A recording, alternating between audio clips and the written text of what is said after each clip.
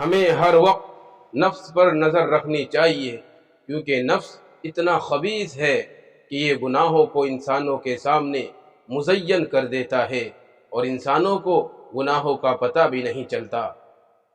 حال یہ ہے کہ دوسرے کی آنکھ کا بال بھی نظر آتا ہے، جبکہ اپنی آنکھ کا شہتیر بھی نظر نہیں آتا۔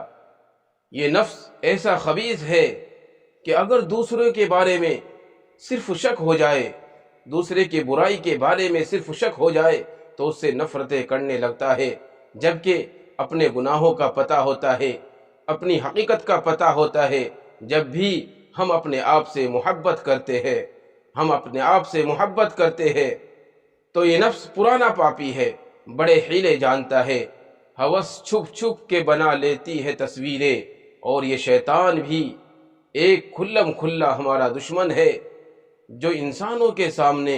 گناہوں کو مزین کر کے اور خوبصورت بنا کے پیش کرتا ہے۔ وَقَيَّضْنَا لَهُمْ قُرَنَاءَ فَزَيَّنُوا لَهُمْ مَا بَيْنَ أَيْدِيهِمْ وَمَا خَلْفَهُمْ۔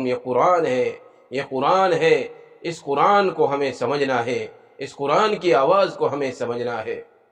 تو شیطان انسان کے سامنے گناہوں کو خوبصورت بنا کر پیش کرتا ہے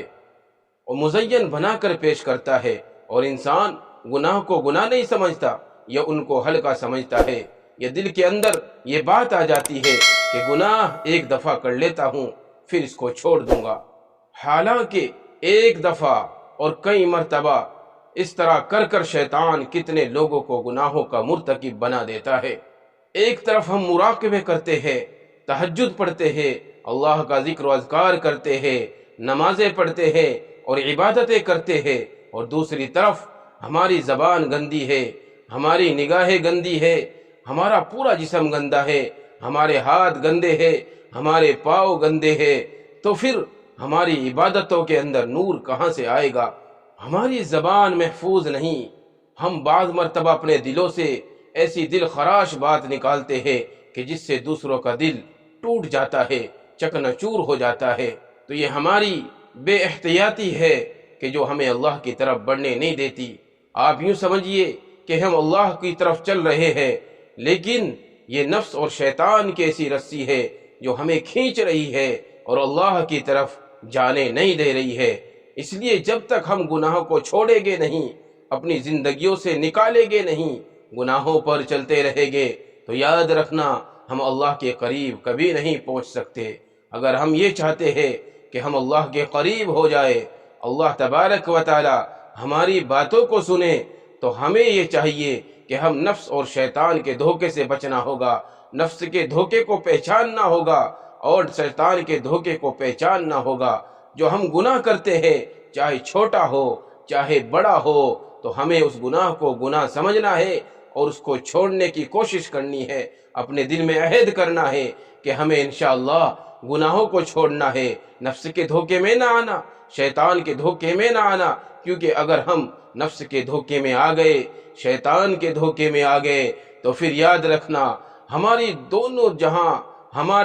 جہاں برباد ہو گئے، دنیا بھی برباد اور آخرت بھی برباد۔ خسرت دنیا فی الآخرہ، یہ دونوں چیزیں ہماری برباد ہو جائے گی۔ اس لیے ہم اگر اللہ کا قرب چاہتے ہیں تو خود کو گناہوں سے بچائے اور دوسرے کے عیبوں کو تلاش نہ کرے، بلکہ اپنی زندگی کے اندر اپنے عیبوں کو تلاش کر کر چلے۔ جب ہم اپنے عیبوں کو تلاش کریں گے، اپنے گناہوں کو تلاش کریں گے، تو پھر اس کا اثر یہ ہوگا کہ ہم گناہوں کو چھوڑنے والے بن جائیں گے اور عیبوں کو چھوڑنے والے بن جائیں گے۔ اور اگر ہم دوسروں کے اوپر نظر رکھیں گے تو ہماری نظر سے